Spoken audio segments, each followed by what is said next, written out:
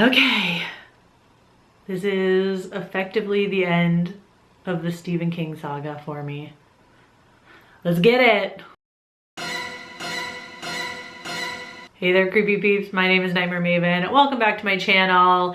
If you're new here, there is a playlist that I'll link up here if you want to catch up. Basically, I just tried for the past year to read as many Stephen King books as I could fit in. Compared to the body of his work, it's not that much. Few books I had read at the start of the journey was very hit or miss, so I wanted to see if that would change. This is technically a patron requested video. I had one request that I read The Gunslinger, and then there was another patron that really wanted me to read Carrie, and then I read Fairy Tale, which just came out. So my whole goddamn September was Stephen King. Just want you guys to appreciate that. Thank you. But at the start of this journey, my opinion of Stephen King's writing was that his scary moments are so good, but the rampant misogyny, racist language, fat phobia really take me out of the story, and only because it's so prevalent. Like, it's never just once or twice, it permeates the whole book. So you can stay tuned to the end to see what has changed since I've read his most recent book, or you can just skip to the end. I can't stop you. So let's start with Carrie, as this is his first published book, I think. Somebody will definitely correct me if I'm wrong in the comments.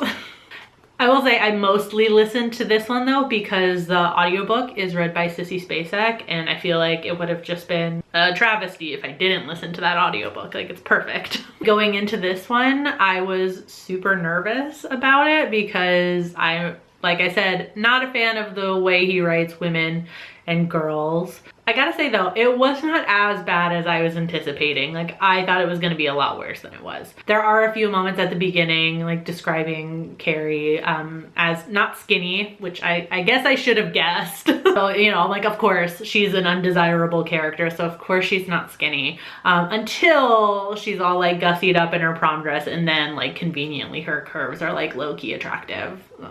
Also, just a bit I have to point out in the beginning, as somebody who owns a uterus, there was a kind of a funny moment. I will read the line really quick. The blood was dark and flowing with terrible heaviness. Both of Carrie's legs were smeared and splattered with it, as though she had waded through a river of blood. I thought somebody had told me like his wife helped him with this one because it was like from a teenage girl's perspective. I don't know if that's true or not. I feel like that line was not written by somebody with a uterus though. If it looks like you've waded through a river of blood after a few minutes, you need to go to the emergency room, Stephen, okay? Overall though, I thought the book was okay. I've seen the movie quite a few times, and I think the movie actually pretty much gets this book down verbatim. The only thing that was different to me or new to me in the book was the excerpts from like the articles and books and interviews and stuff after this whole event, which I thought was quite cool. Now on to The Gunslinger, which I got an ebook of because I was nervous about, and I'm glad I don't have a physical book I now have to unhaul. I'm so sorry, Tanner. First off, the man introduces, at least this edition of the book, very long-windedly telling us that basically this is not going to be a good book. That's basically what the intro is all about. He talks about like how young he was when he wrote this first book. I guess he finished this series a little bit later in his life, so he had more experience under his belt as a writer. It was like the equivalent of a singer coming to an audition and they're like, just so you know, I've had strep for the last 3 days, so this is not gonna be good. That's basically what his intro was. I had no fucking idea what was going on in this book the entire time. I could tell that it was, I think, meant to be an alternate reality to our own, and that fact was not confirmed until over halfway through the book.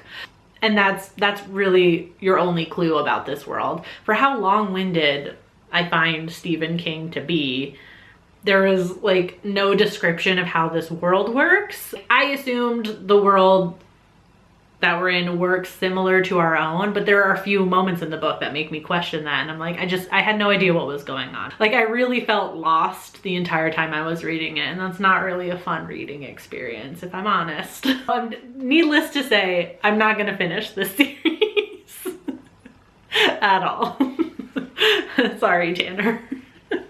Right, on to Fairy Tale. I will say, since this is a newer book, I am going to talk a little bit of spoilers with this, so plug your ears or click away if you intend on reading this. So I was very apprehensive going into this. I'm like, oh, is it going to be the same as his other books? Are we going to see some improvements? I don't know. It seems like Stephen King has traded the rampant like racist language, misogyny, and fat phobia for ableism a little bit. So basically this entire other world, Empis, that Charlie discovers, is afflicted with something that's called the Gray, and it disfigures the people. He describes it as like a charcoal drawing that's like been smeared. But anybody who has any amount of royal blood in them are not affected by the Gray, and they're called the Whole Ones. Charlie encounters some of these outcast royals.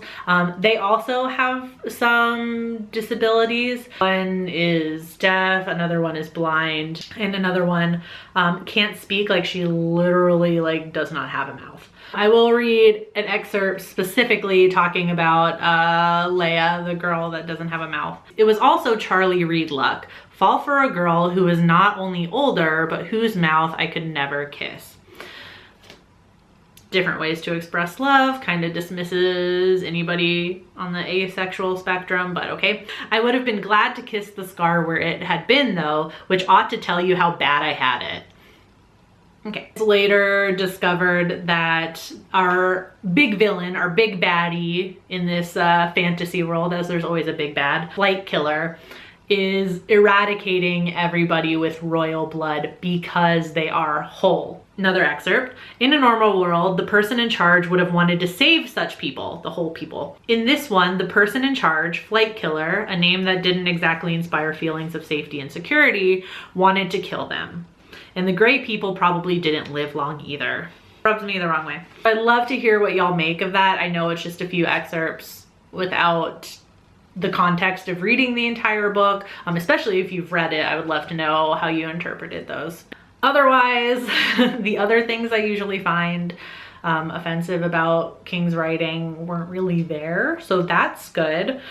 Other than that, in terms of the actual overall story, I really liked the story in the first, it's like half to 2/3 of the book. That mostly concerns Mr. Bowditch and Charlie discovering Empis, which is the secret Mr. Bowditch has been hiding, and then he goes there to save Radar, the dog. I actually cried when Charlie gets her on the sundial and like successfully made her a young dog again, like because I was so happy and because I was so attached. I feel like this was more of a successful fantasy novel with more world building, although it dragged a lot for me right after he saves Radar and Charlie gets captured, and the whole like last like half to 1/3 of the book is Charlie in this prison and then finally defeating the Flight Killer. But oh my gosh, did like the bits with him in the prison drag for fucking ever. And I think it was because I got a little too attached to like the Charlie Radar duo, and so much of the book up until that point, like the goal was to save Radar, and then it just like it's finished and we're done, and I'm like, okay. Obviously there was still a significant amount of book left, so I knew there was going to be more happening, but I didn't think they were going to get separated, and then like the whole last half of the book there's no Radar. Maybe that one was on me. So I feel like those bits kind of evened each other out, so like overall I think the book was just okay. So what did we learn from this journey, Vicky? Weirdly, not as much as I thought I was going to. And that's, I guess that's kind of the fun bit of the experiment. I know people left comments that it seemed like I wasn't having a good time because so many of the books I was reading, I just was getting frustrated.